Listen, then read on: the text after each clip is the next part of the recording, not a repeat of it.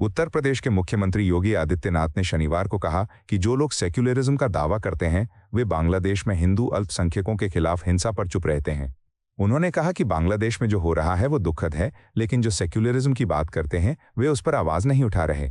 इस पर प्रतिक्रिया देते हुए कांग्रेस प्रवक्ता सुरेंद्र राजपूत ने कहा कि कांग्रेस और पूरा इंडिया गठबंधन बांग्लादेश में हो रहे अत्याचारों पर लगातार बयान दे रहा है।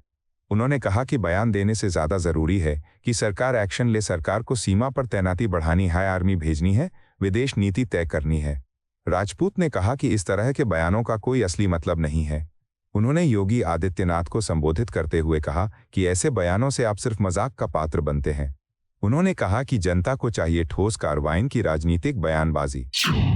भारत एक धर्मनिरपेक्ष पंथ निरपेक्ष राष्ट्र है। मोहन भागवत जी, इस बात को कान खोलकर सुन लीजिए। भारत का धर्म संविधान है और यहाँ पर सब धर्मों को मानने की पूरी छूट है, सारी पूजा पद्धतियों की छूट है। आप यहाँ पर एक धर्म को की प्राथमिकता को दे करके संविधान का उल्लंघन मत कीजिए। संविधान हमारा बड़ा मजबूत है और ये मजबूत संविधान किसी भी गैर कानूनी काम करने वालों को सजा देगा। आपकी परिस्थिति तो वो हो गई है कि जो जैसे घर में बुजुर्ग दलान में खांसते रहते हैं, उनकी सुनता कोई नहीं है। आज की डेट में नरेंद्र मोदी तक तो आपकी सुन नहीं रहे हैं। खाम मीडिया में आप आते जा रहे हैं। भारत की पंथ निरपेक्षता और धर्मनिरपेक्षता को स्वीकार कीजिए, भारत के संविधान को स्वीकार कीजिए। भारत के संविधान के अनुसार देश चलेगा, किसी की इच्छा के अनुसार नहीं। तो योगी आदित्यनाथ जी और नरेंद्र मोदी जी के यहाँ तलवार लेकर के लड़ने गए हैं? योगी आदित्यनाथ जी बताएं, अमित शाह जी गए हो तो बता दें, मोदी जी गए हो तो बता दें। श्रीमती प्रियंका गांधी जी सहित पूरी कांग्रेस और पूरा इंडिया गठबंधन बांग्लादेश में जो अत्याचार हो रहे हैं, सब लोग बयान दे रहे हैं। लेकिन काम तो सरकार को करना है, सेना तो सरकार को भेजनी है, विदेश नीति तो सरकार को तय करनी है। आदरणीय योगी आदित्यनाथ जी बताइए ना कि अमित शाह जी, नरेंद्र मोदी जी या आप स्वयं हेलीकॉप्टर से अगर आप बांग्लादेश में वहां अल्पसंख्यकों की सुरक्षा करने के लिए गए हो तो बताइए। इस तरीके की बयानबाजी से कोई लाभ नहीं होता है। इस तरीके की बयानबाजी जग हंसाई का कारण बनती है। योगी आदित्यनाथ जी। उत्तर प्रदेश की समाजवादी पार्टी के राष्ट्रीय प्रवक्ता फखरुल हसन चांद ने कहा कि चाहे मणिशंकर अय्यर का बयान हो या अमेरिका की ओर से जारी बयान ऑपरेशन सिंदूर के बाद कई देशों ने भारत और पाकिस्तान के बीच तनाव कम करने के लिए बातचीत का सुझाव दिया था। उन्होंने कहा कि इसलिए समाजवादी पार्टी मणिशंकर अय्यर के किसी भी बयान पर कोई टिप्पणी नहीं करेगी। चांद ने कहा कि पार्टी का फोकस देश की सुरक्षा और जनता की भावनाओं पर है। उन्होंने बताया कि आम जनता की भावना ये है कि पाकिस्तान के साथ कोई रिश्ता नहीं होना चाहिए और भारत को अपनी सीमा और संप्रभुता की पूरी तरह रक्षा करनी चाहिए। चांद ने कहा कि समाजवादी पार्टी इसी भावना के साथ आगे बढ़ेगी और राष्ट्रीय सुरक्षा के मुद्दे पर किसी भी तरह की नरमी बर्दाश्त नहीं करेगी। देखिए, मणिशंकर अय्यर का बयान हो या अमेरिका का बयान हो, बहुत से देशों ने पाकिस्तान और इंडिया के बीच में ऑपरेशन सिंदूर के बाद तनाव को समाप्त करने के लिए बातचीत करने की बात कही थी। लेकिन देश की सरकार ने जहां एक तरफ इस बात को कहा कि खून और पानी साथ साथ नहीं बहेगा, और वो जन भावना भी थी, लेकिन फिर जब हम पाकिस्तान और इंडिया के साथ क्रिकेट मैच खेलने लगते हैं तो फिर वो सवाल बहुत से उठते हैं। इसलिए समाजवादी पार्टी को मणिशंकर अय्यर के किसी बयान पे कोई टिप्पणी नहीं करनी, लेकिन जन भावना यही है कि पाकिस्तान के साथ कोई रिश्ते नहीं होने चाहिए। भाजपा के राष्ट्रीय प्रवक्ता गुरु प्रकाश पासवान ने जमीन के बदले नौकरी मामले में लालू परिवार पर आरोप तय होने पर कहा कि पाप का घड़ा एक दिन फूटना ही था। उन्होंने कहा कि जिस तरह से लालू परिवार ने भ्रष्टाचार का नया रिकॉर्ड बनाया और अब कोर्ट ने आरोप तय किए हैं, उससे ये साबित होता है कि उनके खिलाफ गंभीर आरोप सही हैं। पासवान ने कहा कि भारत के इतिहास में पहली बार बिना किसी विज्ञापन के कथित तौर पर नौकरियां दी गईं, जिसमें जमीन के बदले नौकरी का सौदा हुआ। उन्होंने कहा कि यह घोटाला बिहार के युवाओं के साथ धोखा है और राज्य की नौकरियों को बेचकर लालू परिवार ने अपनी जेब भरी। उन्होंने कहा कि अब न्यायिक प्रक्रिया आगे बढ़ेगी और जो भी इस घोटाले में शामिल है उसे सजा मिलनी चाहिए। पासवान ने जनता से अपील की कि वो ऐसे नेताओं को फिर से मौका न दे जिन्होंने राज्य को भ्रष्टाचार और अराजकता में धकेला। देखिए, पाप का घड़ा कभी न कभी तो फूटना ही था, और जिस प्रकार से एक भ्रष्टाचार का नया कीर्तिमान लालू परिवार ने गढ़ा था और कोर्ट ने चार्जेस फ्रेम कर दी, ये सिद्ध करता है कि पहली बार भारत के इतिहास में बगैर एडवर्टीजमेंट के नौकरी दिया गया। नौकरी के एवज में भूमि आवंटन कराया गया। पटना के पॉश एरिया में सैकड़ों करोड़ों की भूमि लालू परिवार ने अपने नाम करा ली। ये अनैतिकता की पराकाष्ठा है और मुझे लगता है कि भारतीय सामाजिक जीवन और राजनीतिक जीवन में लालू परिवार ने जो भ्रष्टाचार का कीर्तिमान गढ़ा है, यह आने वाले समय तक ऐसा उदाहरण कहीं कोई प्रस्तुत नहीं होगा। और कानून व्यवस्था का, कोर्ट का, न्यायिक प्रक्रिया का हम स्वागत करते हैं कि न्याय अंततोगत्वा हो रहा है। असम के मुख्यमंत्री हिमंत बिस्वा शर्मा के एक बयान पर प्रतिक्रिया देते हुए असदुद्दीन ओवैसी ने कहा कि उनकी सोच बहुत छोटी है और वे संविधान के पीछे छिप रहे हैं, लेकिन संविधान असल में क्या कहता है ये वे नहीं समझते।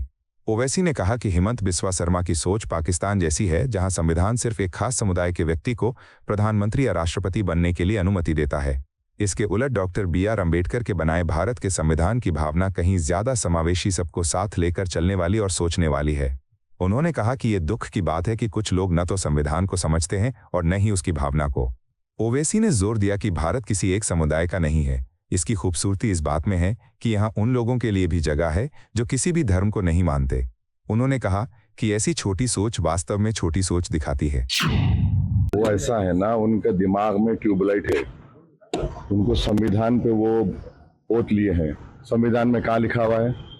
वो पाकिस्तान की ज़हनियत रखता है हिमंत बिस्वा शर्मा, इसीलिए कि पाकिस्तान के संविधान में लिखा हुआ है कि एक ही समुदाय का आदमी ही देश का प्रधानमंत्री, उस देश का, और प्रेसिडेंट बन सकता है। हमारे देश में बाबा साहब अम्बेडकर का संविधान जो दिया हुआ है, जो हेमंत बिस्वा शर्मा से ज्यादा दिमाग था, ज्यादा पढ़े लिखे थे।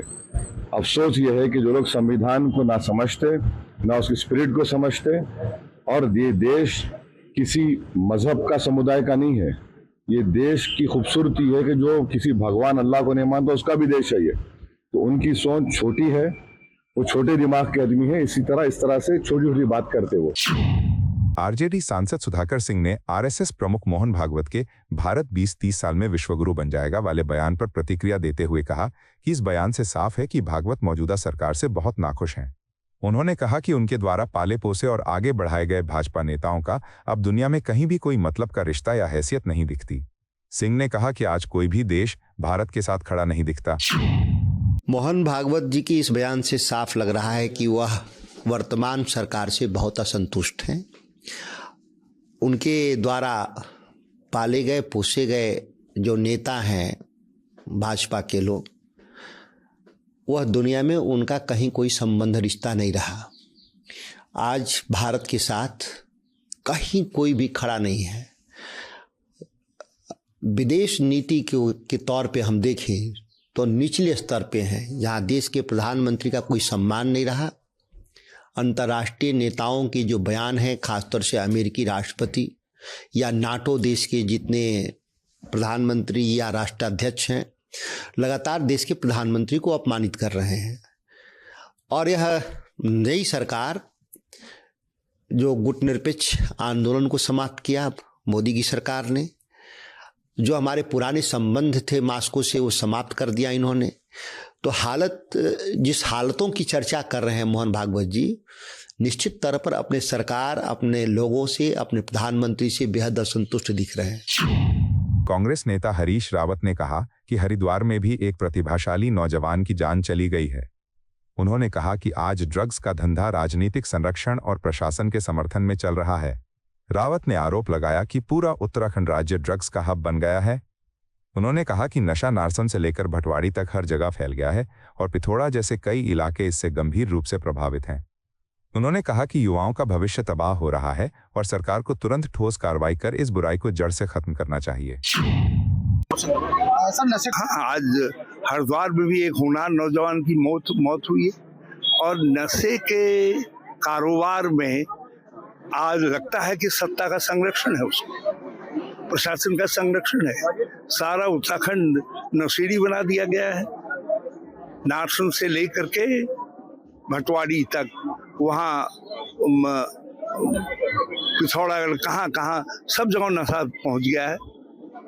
और हरिद्वार, उधम सिंह नगर, देहरादून आदि, नैनीताल, यहाँ तो हालत ये हो गई है कि कई परिवार बिल्कुल, जहाँ जिस घर में नशेड़ी है वो परिवार बर्बाद हो जा रहे हैं, कई परिवार बर्बाद हो गए हैं। तो ये सरकार का मैं संकल्प शक्ति नहीं है नशे को खत्म करने की, और मुझे तो शक है कि सत्ता के लोग कहीं नशे का कारोबार करने वालों को संरक्षण तो नहीं दे रहे। ये और बहुत चिंता का विषय है। इसीलिए लोग जो है सत्ता के से जुड़े हुए लोगों के घरों को प्रदर्शन कर रहे हैं। समाजवादी पार्टी के प्रदेश अध्यक्ष अबू आजमी ने कहा कि आप अपने पैसे से मस्जिद बना सकते हैं और नमाज पढ़ सकते हैं, लेकिन उन्होंने एक मंत्री के बयान का जिक्र करते हुए कहा कि वो कहते हैं अगर आपको कुरान शरीफ पढ़नी है तो पाकिस्तान जाकर पढ़िए, है ना। अबू आजमी ने कहा कि उन्हें हिम्मत दो, अगर ऐसी गाली गलौज बंद नहीं हुई तो वे अपने बाप के लायक नहीं हैं। उन्होंने एक मंत्री का जिक्र करते हुए कहा कि वो नेपाली जैसे दिखते हैं, छोटे कद के हैं और खुलेआम कहते हैं कि वो मस्जिद में घुसकर मुसलमानों को मारेंगे। पैसे से मस्जिद बना सकते हैं, अपनी नमाज पढ़ सकते हैं। यहाँ का मंत्री बोलता है सर कि कुरान शरीफ पढ़ना है तो पाकिस्तान में जाके पढ़ो, बोलता है ना। अबू आसिम को ताकत दे दो, ऐसी बढ़ती हुई जबानों को नहीं काट दिया तो अपने बाप की औलाद नहीं।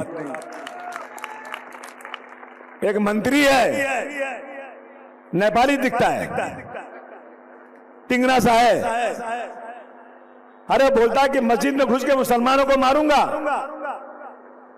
क्या हम हिजड़े हैं, क्या मारेगा तू? इतनी ताकत तेरी है, पुलिस को हटा दे और आप मस्जिद में घुस के देख ले क्या हालत तेरी होती है। आज तक पूरे हिंदुस्तान में किसी मुसलमान ने यह कहा क्या कि मैं मंदिर में घुसकर कुछ करूंगा?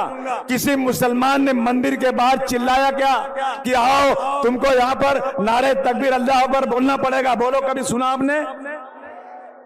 आज रामनवमी अगर आएगी ना तो हम ठंडा पानी लेके खड़े रहते हैं और ये गुंडे टाइप के लोग अपने सरों पर बड़ा बड़ा गमछा बांध के आएंगे और वहां कहेंगे इस देश में रहना है तो वंदे मातरम पढ़ना पड़ेगा।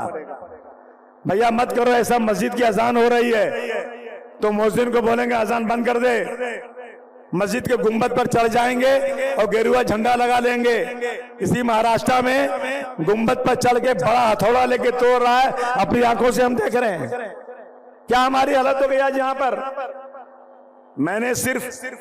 मैंने धर्मेंद्र भाई सिर्फ किसी के पूछने पर मैंने ये कह दिया कि औरंगजेब रहमतुल्लाह के जमाने में हिंदुस्तान में पूरी दुनिया की दौलत का चौथाई 1/4 हिंदुस्तान में था, जो लिखा हुआ हिस्ट्री में।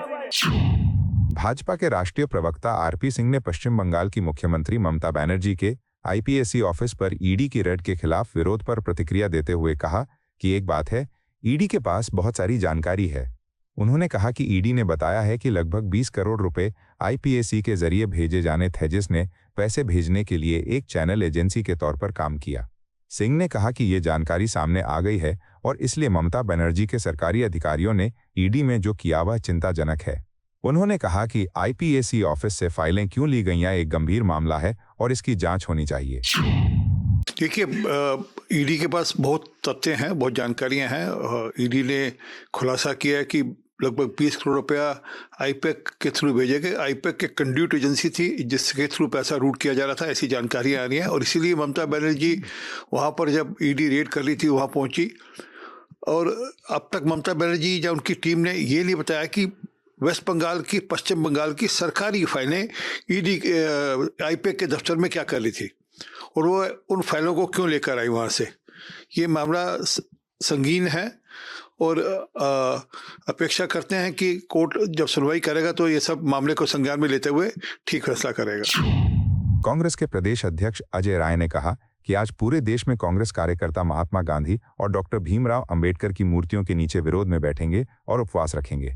उन्होंने कहा कि कार्यकर्ता सरकार के खिलाफ महात्मा गांधी राष्ट्रीय ग्रामीण रोजगार गारंटी अधिनियम को खत्म करने और उसकी जगह जी राम जैसी योजनाएं लाने का विरोध करेंगे जो गरीबों को सही मदद देने में नाकाम है। अजय राय ने कहा कि आज सभी कांग्रेसी मौन विरोध में बैठेंगे, उपवास रखेंगे और इन कामों का विरोध करेंगे। उन्होंने कहा कि सरकार गरीबों के लिए बनी योजनाओं को खत्म कर रही है और नाम बदलकर नई योजनाएं ला रही है जो असल में गरीबों की जेब पर वार है। आज पूरे देश में हमारे कांग्रेस के लोग गांधी जी की प्रतिमा के नीचे, माननीय भीमराव अंबेडकर जी की प्रतिमा के नीचे हमारे कार्यकर्ता उपवास करेंगे। मनरेगा जो ये सरकार खत्म कर रही है और जो जी ग्राम जी नाम दिया है वो पूरी तरीके से उसको समाप्त करना चाहती है और गरीबों का मानदेय नहीं दे रही है। आज पूरी तरीके से हम सब लोग वहां बैठकर मौन धारण कर और वहां पर हम लोग उपवास करेंगे और उसका विरोध करेंगे।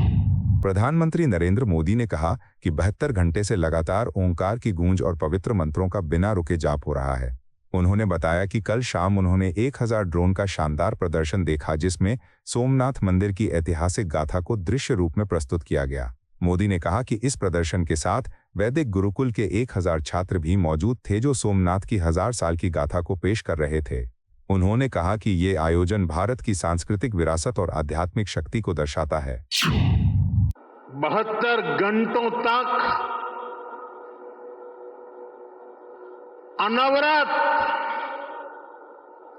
ओमकार का नाद,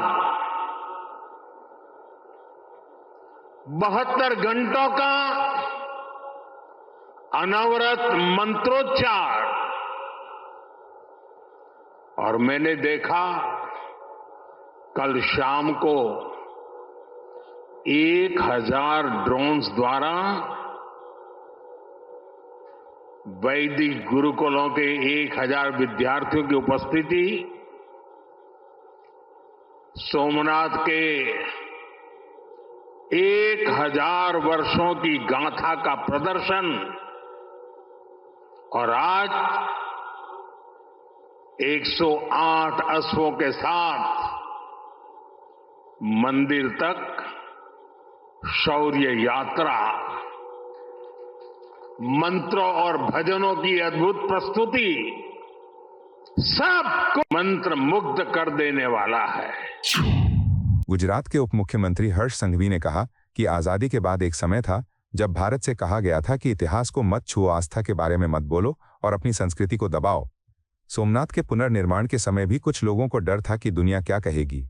प्रधानमंत्री मोदी ने सोमनाथ स्वाभिमान पर्व पर कहा कि 1000 साल पहले हमलावरों को लगा कि उन्होंने हमें हरा दिया है, लेकिन आज भी सोमनाथ महादेव मंदिर पर झंडा फहराना पूरी दुनिया को भारत की ताकत और काबिलियत दिखाता है। और फिर आया वो दौर जब आजादी के बाद भी भारत को कहा गया इतिहास मत छुओ, आस्था पर बात मत करो, संस्कृति को दबाकर रखो। सोमनाथ के पुनर्निर्माण पर भी कुछ लोगों को डर था, दुनिया क्या कहेगी। सरदार पटेल ने साफ कहा, भारत अब दुनिया से डरकर अपने स्वाभिमान का सौदा नहीं करेगा। और आज हमारे यशस्वी प्रधानमंत्री जी के नेतृत्व में वही संकल्प पूरे भारत की नीति बन चुका है। आज भारत कहता है कि हम अपने इतिहास को छुपाएंगे नहीं, हम आक्रमणकारियों का महिमा मंडन नहीं करेंगे और हम अपनी संस्कृति पर किसी को शर्मिंदा नहीं करने देंगे। जो लोग आज भी गजनवी जैसे आक्रमणकारियों को महान बताने की कोशिश करते हैं, उन्हें सोमनाथ की घंटियां हर दिन जवाब देती है। आपको यह वीडियो पसंद आया हो तो इसे लाइक करें, हमारे चैनल को सब्सक्राइब करें।